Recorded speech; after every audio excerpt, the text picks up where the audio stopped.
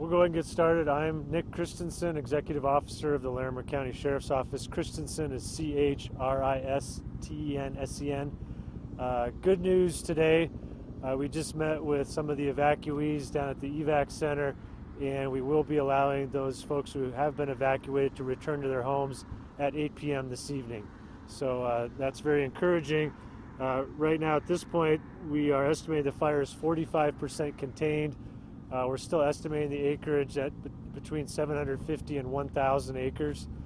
Obviously, the helicopter is going behind us here. They've been active on the fire today, hitting the various spots with their water bucket.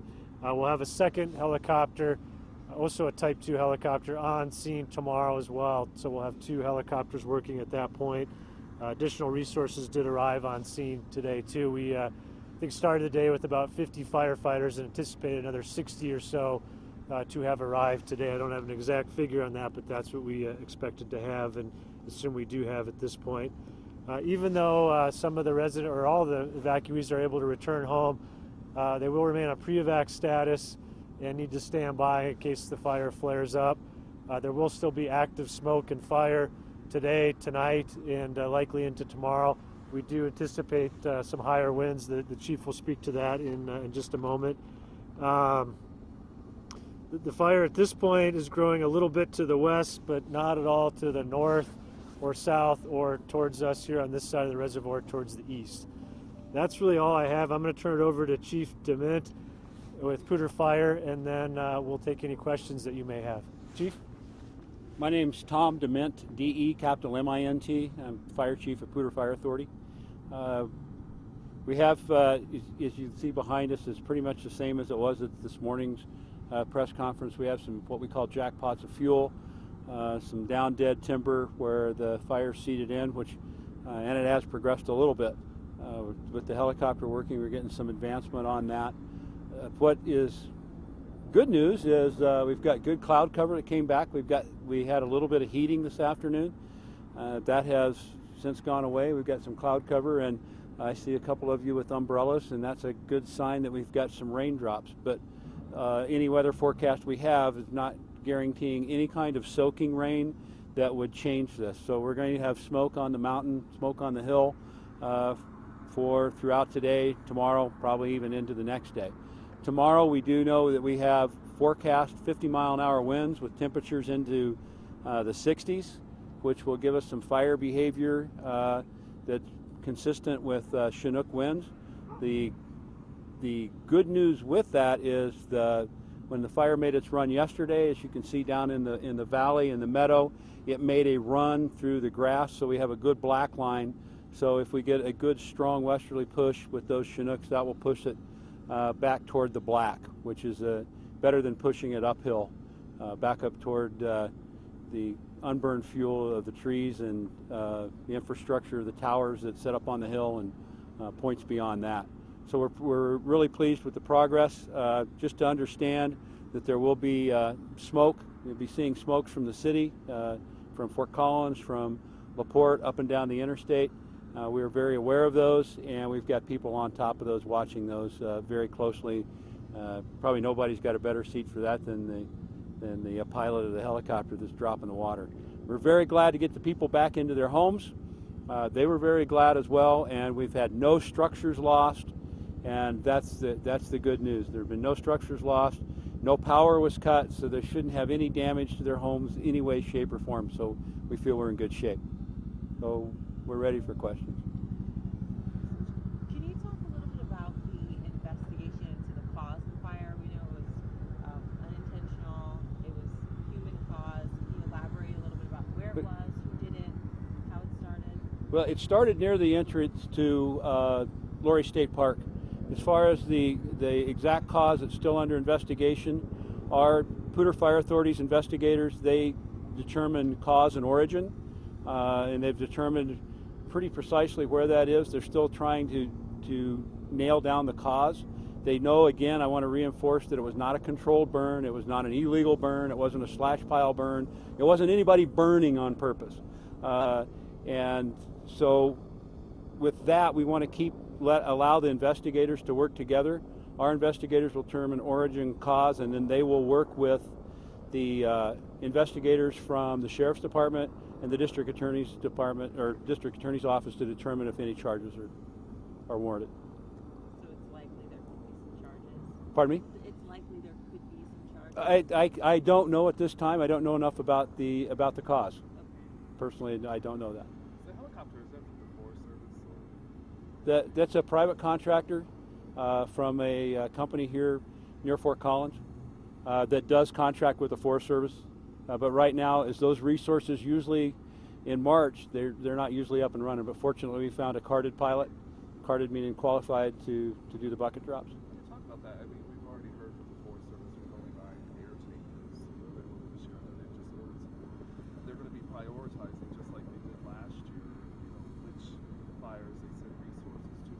How do you deal with that here on the ground, especially like yesterday, last fire? How do you try to deal with that on the ground without that air? In March it's a little tough because you're trying to find resources that are available, and most of, although we learn different in Colorado, we do have our fires in March, but usually the resources are in areas that have fires in March. California, down in the southeast, in the Florida, South Carolina area. So we have to find our resources where we can. Fortunately, we do have private companies locally that send ships around the country in the summer. So as we get closer to more of the normal burning season, we'll see those resources start to amp up. This is a Type 2 helicopter? Right. And is that new? Have you had that before? Or?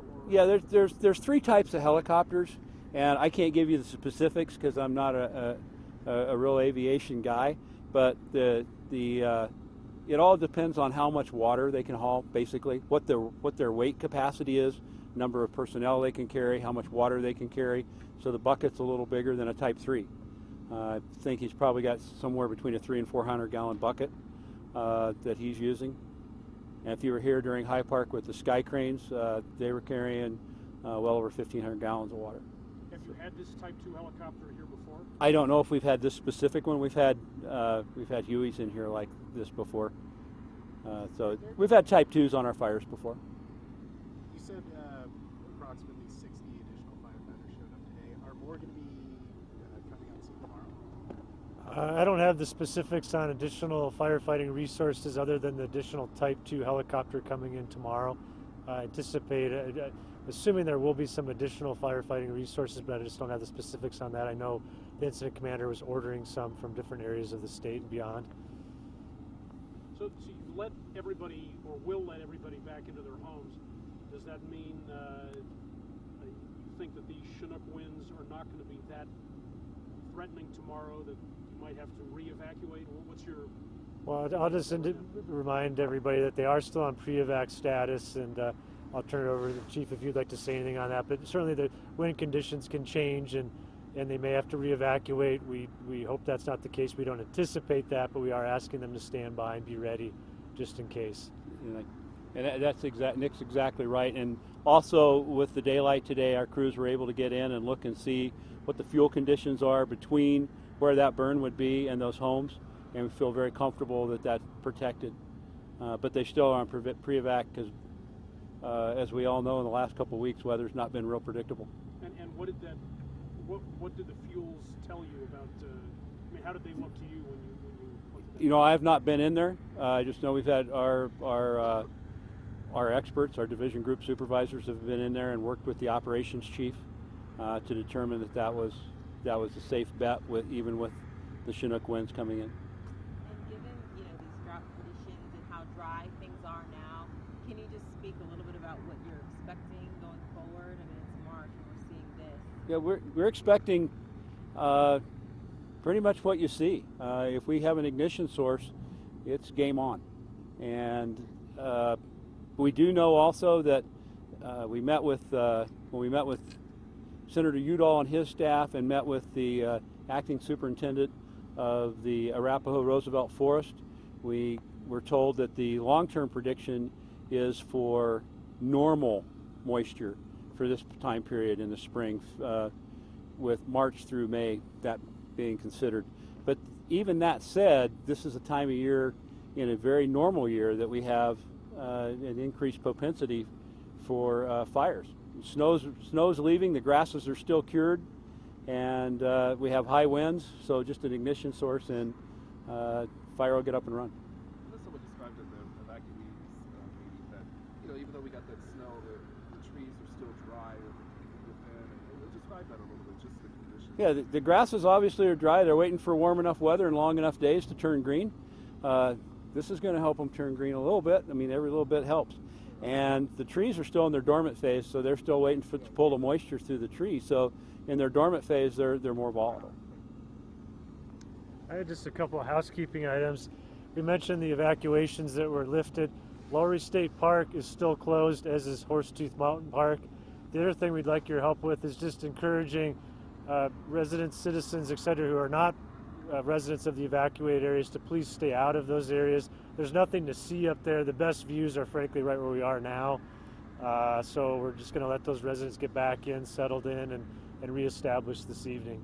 In terms of additional media briefings, we're not planning any at this point. Our Joint Information Center will remain open until 6 p.m. and be able to field calls.